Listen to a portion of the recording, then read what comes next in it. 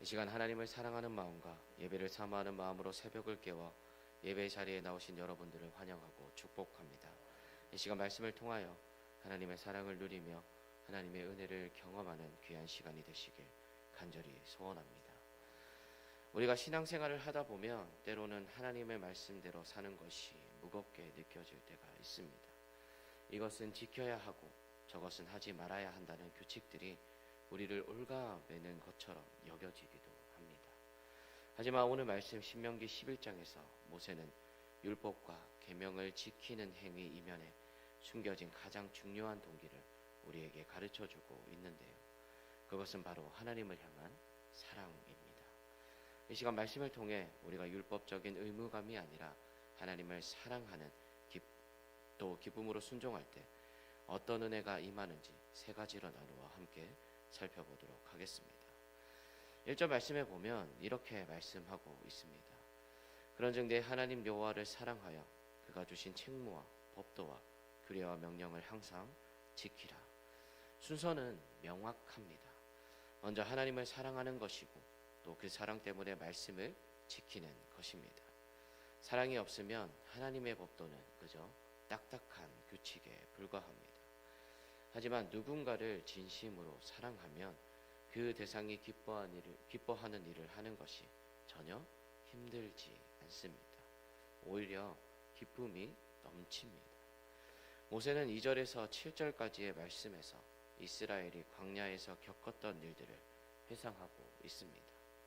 홍해를 가르신 일, 또 광야에서 먹이신 일, 때로는 잘못된 길로 갈 때 징계하신 일들입니다. 성경은 이것을 단순한 고생이 아니라 하나님께서 당신의 자녀를 교육하신 사랑의 징계라고 말합니다. 과거에 내 삶에 베푸신 하나님의 은혜를 기억하는 사람만이 하나님을 사랑할 수가 있습니다. 그때 하나님께서 나를 지키셨구나. 그때 나를 바른 길로 인도하셨구나. 이러한 깨달음과 사랑이 있을 때 우리는 비로소 하나님의 말씀에 자발적으로 순종할 수 있게 됩니다. 오늘 이 새벽 우리 안에 하나님을 향한 첫사랑이 다시금 회복되기를 간절히 소원합니다. 오늘 말씀 10절에서 12절까지의 말씀은 우리가 살아갈 삶의 현장을 아주 흥미롭게 대조하고 있는데요. 바로 이스라엘이 떠난 애굽 땅과 또 이스라엘이 들어갈 가나안 땅의 차이입니다. 애굽 땅은 나일강 물을 발로 물레를 돌려 밭에 대는 곳이었습니다. 즉 인간의 노력과 수고로 사는 땅입니다.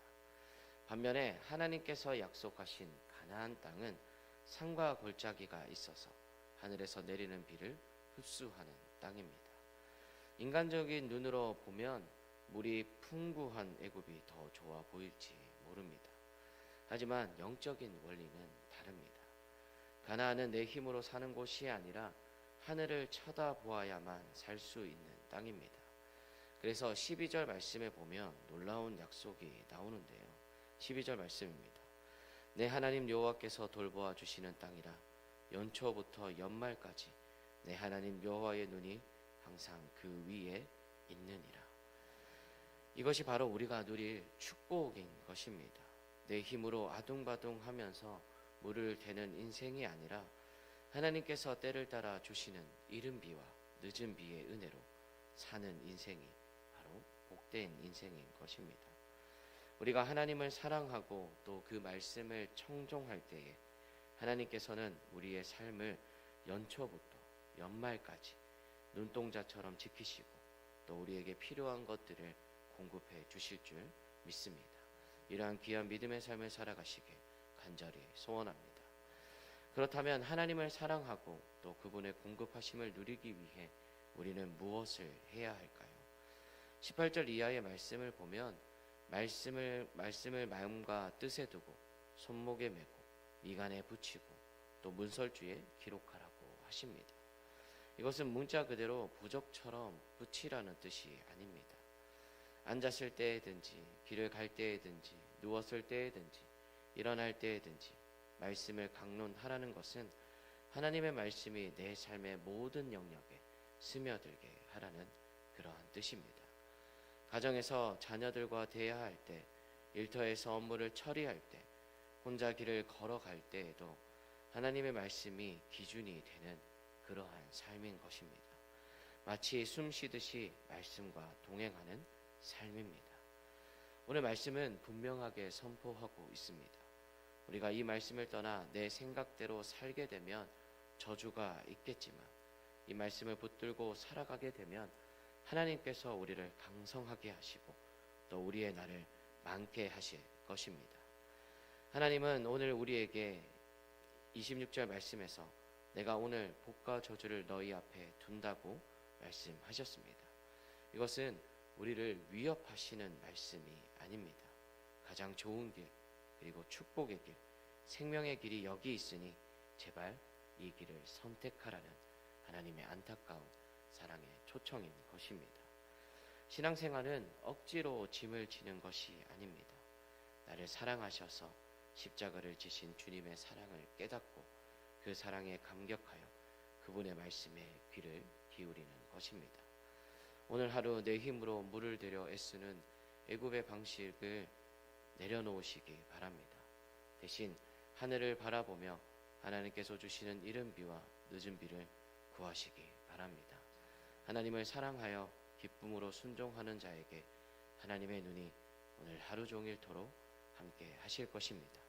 이러한 은혜가 저와 여러분의 삶에 가득하기를 간절히 소원합니다.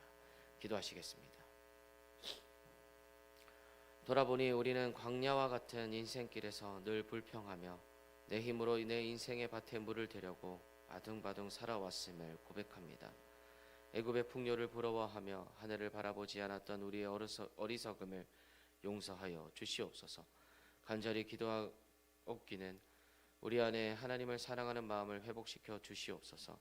과거에 베푸신 에베네셀의 하나님을 기억하게 하시고 그 사랑에 감격하여 주님의 말씀에 즐거이 순종하는 우리 모두가 되게 하여 주시옵소서. 우리의 이마와 손목에 그리고 우리의 가정의 문설주에 세상의 가치관이 아니라 오직 하나님의 말씀이 새겨지게 하여 주시옵소서. 특별히 오늘 하루를 살아갈 때에 이른 비와 늦은 비의 은혜를 구합니다. 우리의 일터와 가정과 일터와 자녀들의 학업 위에 때를 따라 도우시는 하나님의 손길이 임하게 하여 주시옵소서. 또 연초부터 연말까지 우리를 떠나지 않으시고 지키시는 하나님의 눈동자 아래 거하는 복된 하루가 되게 하여 주시옵소서. 우리의 삶이 세상 풍조에 휩쓸리지 않고 오직 말씀의 반석 위에 굳게 서서 강성한 믿음의 용사로 승리하게 하여 주시옵소서. 이 시간 하나님 앞에 작정하는 마음으로 귀한 예물을 드립니다. 예물을 드린 손길들을 기억하셔서 기도하며 소원하는 모든 제목들이 하나님의 은혜로 이루어지게 하시고 또 그 은혜를 통하여 하나님을 더욱더 의지하는 삶을 살아가게 하여 주시옵소서. 또 우리 교회에 속한 모든 성도님들의 삶을 기억하시고 하루하루를 살아가시는 그 모든 시간들을 하나님께서 주시는 은혜와 사랑을 누리는 귀한 삶을 살아가게 하여 주시옵소서. 또 아픈 성도님들도 있습니다.